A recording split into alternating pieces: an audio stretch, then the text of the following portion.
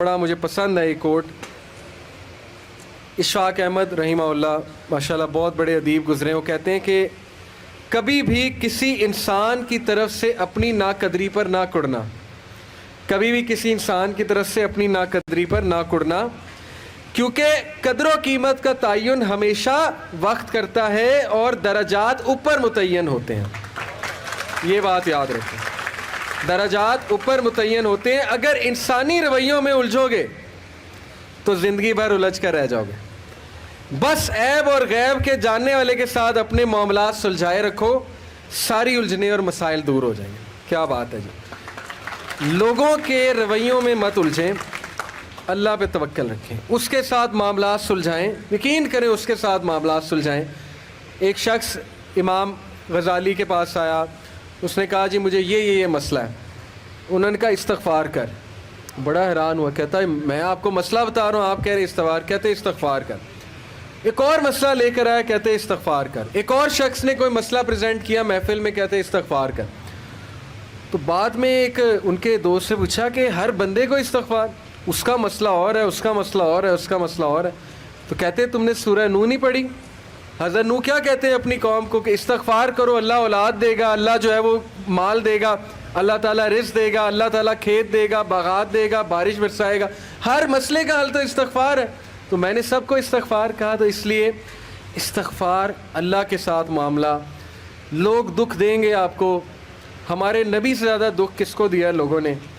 جب نبی کو لوگ دکھ دے سکتے ہیں تو ہم کون ہیں؟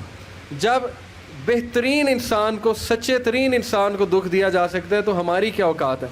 ہمیں بھی لوگ دکھ دیں گے, اپنے بھی دکھ دیں گے, کولیگ سے بھی ہو سکتا ہے دکھ ہو, بہت سے لوگ دکھ دیں گے. لیکن دکھ جو ہے یہ نبیوں کی میراث ہے, یاد رکھیں. اگر دکھ اور غم بری بات ہوتی تو نبیوں کو کبھی نہ ہوتا. یہ بات یاد رکھیں. ہر نبی غم سے گزرا, ہر نبی غم سے گزرا, ہر نبی مشکل سے گزرا. اس سے گھبرانا نہیں آپ نے. یہ اللہ درجات بلند کرتا ہے آپ کے. ہم سے بڑے گناہ ہوتے ہیں, پھر اللہ تعالیٰ جو ہے وہ ان کا کفارہ یہیں پہ دلوا دیتا ہے مختلف طریقوں سے. مشکلات آتی ہیں, ٹیسٹ اور ٹرائلز آتے ہیں, بڑا کچھ آتا ہے, لیکن قیامت والے دن وہ شخص کلین سلیٹ کی طرح آتا ہے. حدیث میں آتا ہے کہ قیامت والے دن کچھ لوگ بالکل کلین آئیں گے, ان کا اعمال نامہ صاف ستھرا ہوگا. تو کہا جائے گا یہ وہ لوگ ہیں جن کو دنیا میں بڑی مشکلات فیس کرنا پڑی لیکن صبر کیا انہوں نے اللہ کے فضل سے, اور آج اس نتیجے میں قیامت والے دن کچھ نہیں ہے ان کے اعمال میں, یعنی برائی کچھ نہیں ہے, صرف ان کے اعمال میں اچھائی ہے. تو یہ مشکلات کا وبشر الصابرین, کہ بے شک اللہ سبحانہ و تعالیٰ صبر کرنے والوں کو بشارت دیتا ہے اور کہتا ہے کہ سلوٹ تمہیں لگے گا فرشتوں سے, اور اللہ تعالیٰ تمہیں سلام پیش کرتا ہے. اور قرآن میں صبر کا جو لفظ ہے یہ 100 بار تقریباً آیا. صبر کا لفظ جو ہے قرآن میں 100 بار آیا. اور جنتیوں کی سب سے بڑی خوبی صبر ہے کہ یہ صبر کرتے تھے, غم پہ صبر, برے رویوں پہ صبر. صبر کا مطلب ہے برداشت کر جاتے تھے, لڑائی نہیں کی, بلا وجہ پھڈے نہیں کیے, صبر کر گئے, پی گئے, غصے کو پی جانے والے. یہ بہت پسند ہے, اللہ سبحانہ تعالیٰ کو بہت پسند ہے. اور آخری جو چیز میں آپ کو دینا چاہتا ہوں, یہ حدیث جب آپ کو کوئی مسئلہ ہے نا, اس کو انشاءاللہ اپنے سامنے رکھنا ہے. بائی دا وے یہ ریکارڈ بھی ہو رہی ہے اور یہ ریکارڈنگ آپ کو دی جائے گی تاکہ انشاءاللہ فیوچر میں آپ کو مدد کریں یہ باتیں. عمر بن العاص ایک بہت ہی جید صحابی گزرے ہیں, مصر کے گورنر ہیں, حضرت عمر کے دور میں مصر کے گورنر تھے.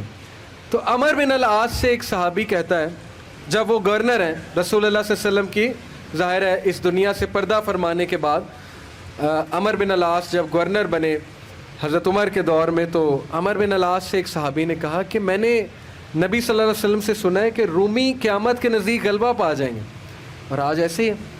رومی سے مراد یہ کرسچن ہے, تو آج آپ دیکھیں یورپینز کافی غلبہ پا گئے ہیں. تو عمر بن العاص مسکرائے, انہوں نے کہا کہ مجھے سمجھ ہے کیوں پا جائیں گے.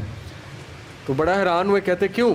کہتے میں نے ان پہ حکومت کی ہے, میں آپ کو ان کی 5 باتیں بتاتا ہوں, میں آپ کو ان کی 5 خصوصیات بتاتا ہوں جس کی وجہ سے غلبہ پا جائیں گے. یہ ان کا ویو ہے عمر بن العاص کا کہ دیٹس وائی یہ لوگ غلبہ پا جائیں گے قیامت والے دن. انہوں نے کہا کیا ان میں 5 خصوصیات ہیں, آپ نے حکومت کی ہے ان پہ.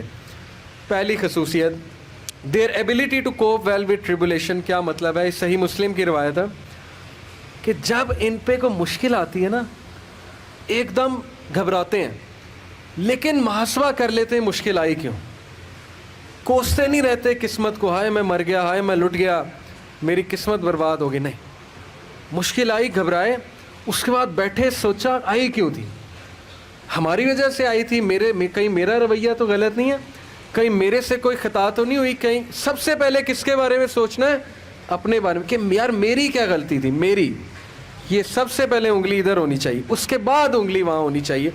اچھا حالات میں تو نہیں کوئی مسئلہ, میری اسٹریٹجی تو کوئی غلط نہیں تھی, کہیں کسی کو میں نے غلط دوست تو نہیں بنا لیا, کہیں میں نے زندگی میں کوئی غلط رازدان تو نہیں بنا لیا, وغیرہ وغیرہ.